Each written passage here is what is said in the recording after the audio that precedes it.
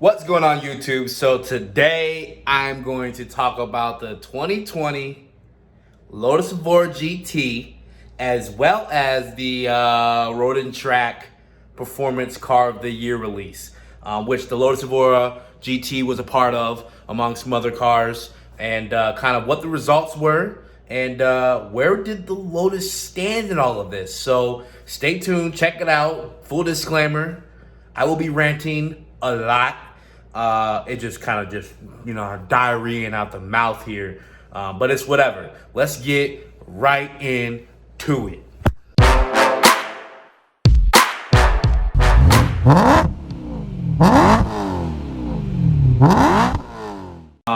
Back when I was in California, I actually went and saw it. Almost an identical spec to my 400. It was white on black on, well, the GT didn't have red interior, but had the black interior with the red accents. And then it was a white exterior, had the carbon pack as a replacement to the black pack, but then also all the new GT modifications on it. So you'll see a little bit of that content going around in this video. And all I'll say is the little things that they did are phenomenal. I wish it passed the federal whatever regulations, insurance regulations or whatever for the front bumper. But I'm kind of glad it didn't, because I'd be even more sad if it had the front bumper and rear bumper from the Lotus Evora GT. But phenomenal looking car. And I want to talk about that a little bit today. So I'm in a hotel because I'm out in Chicago for work, my old hometown. I just love being in the city. Something about Chicago to me is magical. Some will argue it's because I grew up here, but it's not. I've visited a lot of cities, LA, New York, Miami, and they all give me this dusty, dingy feeling. But when I'm in Chicago, it feels clean. It feels alive, and I don't know. I mean, all these other cities also feel alive, but they don't feel so old. Chicago still feels new in relation to those. But anyways, let's talk about it. So Road and Track released the Performance Car of the Year. I'm not gonna talk about who they selected as a winner. You can argue someone paid somebody, or they're really just trying to boycott the system and make America great again. But if I had any amounts of money and was going to buy any car that was quote unquote given Performance Car of the Year title, it would not be a Hyundai Veloster. I mean, come on, guys. Civic Type R, all these cars are great, but when you're comparing all these things in terms of sensation, you cannot let it being sub 40K or whatever be oh well, for this amount of money that they cost to make, the sum of its parts were so great. Sure, that's great, but ain't nobody waking up dreaming about owning a Hyundai Veloster. Anyways, let's talk about it though. I think one particular thing that really bugged me about the Road and Track release, and I kind of talked about it on my Instagram. If you guys follow me at Boosted Trav at Instagram, and while we're on that topic real quick, if you haven't subscribed to my channel, come on guys, don't watch my content and not support. But anyways, it's called Performance Car of the Year. I don't know what that has to do with technology, unless it's technology related to performance, and unless this quote unquote term performance is related to driving. You can argue the performance of technology that's enabled within a car, but I'm pretty sure they're talking about driving. And why the hell are they talking about its navigation system? We get it, it's dated, it's a drop-in, but I don't go buy a car and be like, oh shucks, look at that navigation system. Oh well, it drives great, it's phenomenal, but it doesn't tick my boxes. Like, a person going out to buy a driver's car does not care about infotainment. And if a person is going out to buy a driver's car and cares about infotainment, they're not doing themselves a service, because you're not gonna be even concerned about it after a couple months. And let's be very clear here. I have a BMW M3 that I wish I didn't select options on it. I have a BMW M3 with the navigation system. Back then, that navigation system was next level. Well, here we are 10 years later, and that navigation sucks balls. It doesn't have any connectivity to my phone. I can't Bluetooth stream my media. No Apple or Android Auto CarPlay connectivity. The Maps is dated. No smart apps applications unless I spend thousands of dollars for some Hodgepodge retrofit. And yet we're arguing about Lotus Evora having a drop-in. But in 5 years, when you're comparing the Lotus Evora tech to the tech that it came out with, that tech's gonna be dated. I could drop in a new navigation system into my Lotus Evora, and for that, we should be praising them, because in 5 years, I can have the next best thing uploaded into my car just by pulling out the old navigation and dropping a new one in, and I like the modularness of that. So if we're gonna sit there and complain about that, look at the plus side of that. Like, let's be real here. But anyways, I want to pull up the Road and Track article and talk a little bit about that. And for those that are watching this video, yes, I'm going to be doing a little bit of ranting here, but hey, it is what it is. So first and foremost, I'm a little disappointed with the 2020 performance of the Car of the Year release, because it left us with very little detailed information. There was no criteria trying to really rank the cars against each other to get a sense of like where they actually fit on the scale. Really no detailed assessment of each car in the same criteria. Like, how well did the car drive on the street versus the track? How are all the cars at in regards to braking? Just, I don't know. I guess they're trying to be less data oriented, but you can't assess 11 cars and leave us with very little information about them equally across the scale of criteria and end up with a Hyundai Veloster dropping.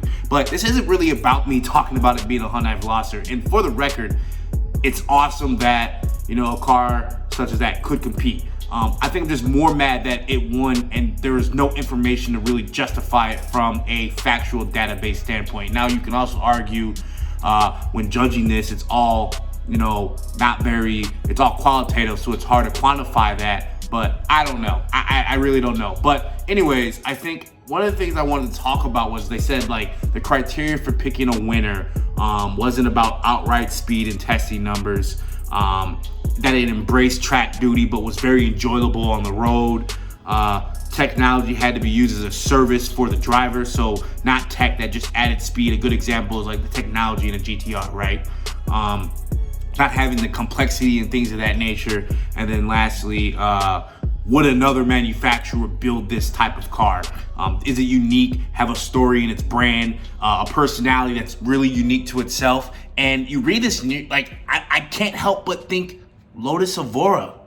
Who else is building a car that they literally say, let me scroll down to it, I don't want to butcher this, but when they talk about the Lotus Evora, let me scroll down. Whew, it's way down at the bottom. They talk about that the car seemed to have been dropped in from a different dimension, or at least a different time, and they quote unquote snapshotting that it's a car that was built from 10 years ago. So in that regard, it's like no other manufacturer is building cars in the way of the past, in the way of before technology just fully took over cars and just destroyed what makes a great car great. And I'm not saying a company that can't invest to make a car good so that they just use a lot of weak stuff and it comes out to be great, but actually go out of their way to engineer the purity into a car. That's Lotus. That brand is only Lotus. You cannot name another company doing that. You look at Porsches, you look at McLaren, you look at Nissan with the GTR. They are so tech, just so much tech overwhelming that car now that we as a people have even become victims of what's important. How fast can a car be? There is a certain degree of how fast a car can be, but not at the sense that the technology enables it to be so fast. A perfect example is the Lamborghini Evo and the McLaren. There's a lot of goodness there, but there's a lot of technology involved in the Super Series of McLarens and you know, turbos and all this stuff that just is kind of cheating the system. GTR with its active yaw and all this computerized suspension stuff. And it's just like Lotus is just a simple car built on simple philosophies, delivering a sensational car. How can you argue with that? How is that not number one in that criteria placement? It's mind-boggling. If it was, I don't have any information from them to really explain that. And then I've already rambled about this, but technology. Lotus has no advanced technology in the, sorry, I'm trying to get on the computer as well, but Lotus has no advanced technology in their car. They have a simple suspension setup. There's no way to adjust the suspension on certain settings like Sport Race Plus track mode. It's just, this is how the car performs all the time, and it delivers both from a daily driving perspective and for a track purist.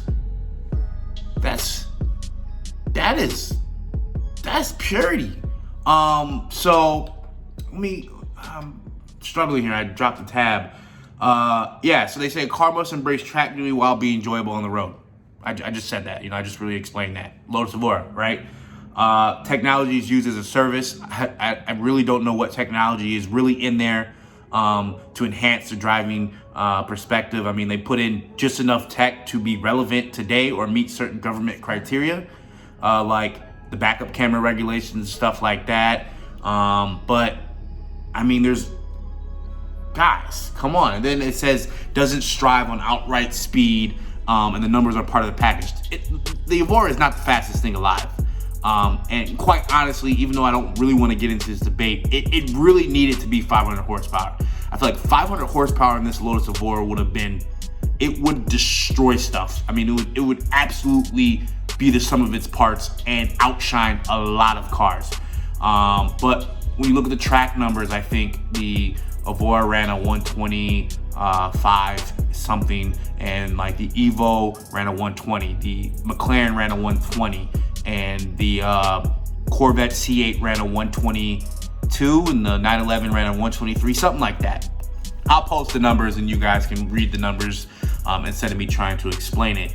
But it's just like a lot of those cars are winning because the sheer amount of horsepower they have to overpower its, the weaknesses in its handling abilities, I feel like are what's making those cars so much better.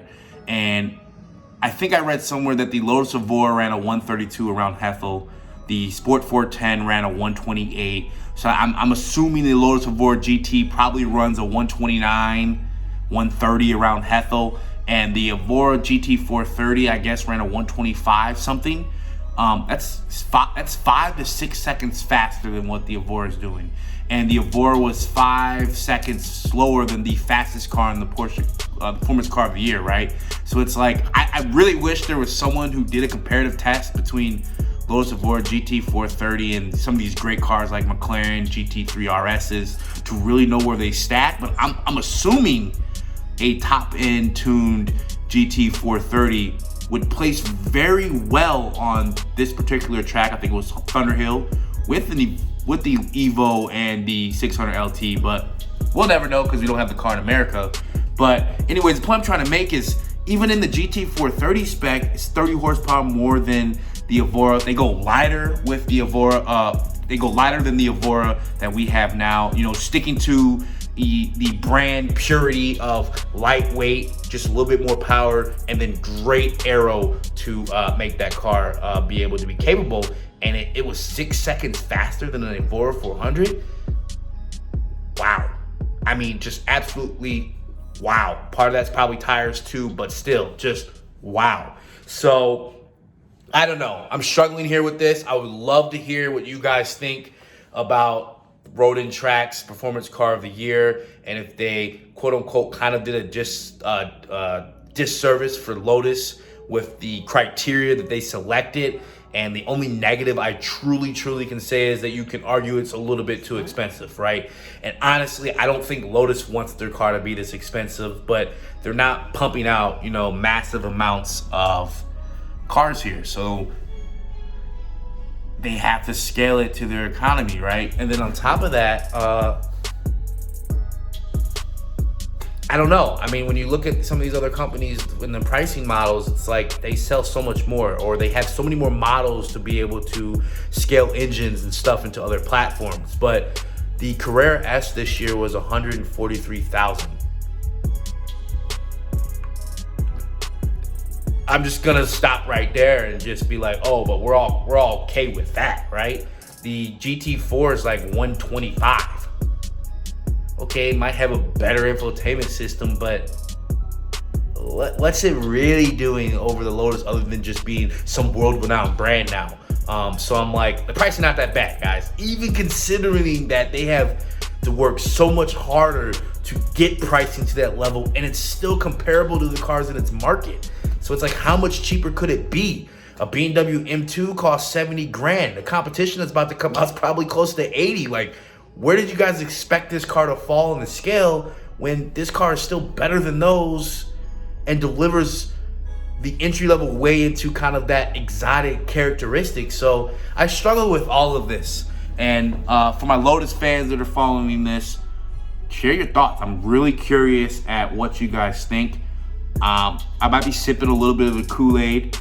I really, at the end of the day, don't truly care about what people think about the car, but it's just a part of me wants the brand to be recognized more, so that people can really understand. Like, I want more brands to do what Lotus is doing.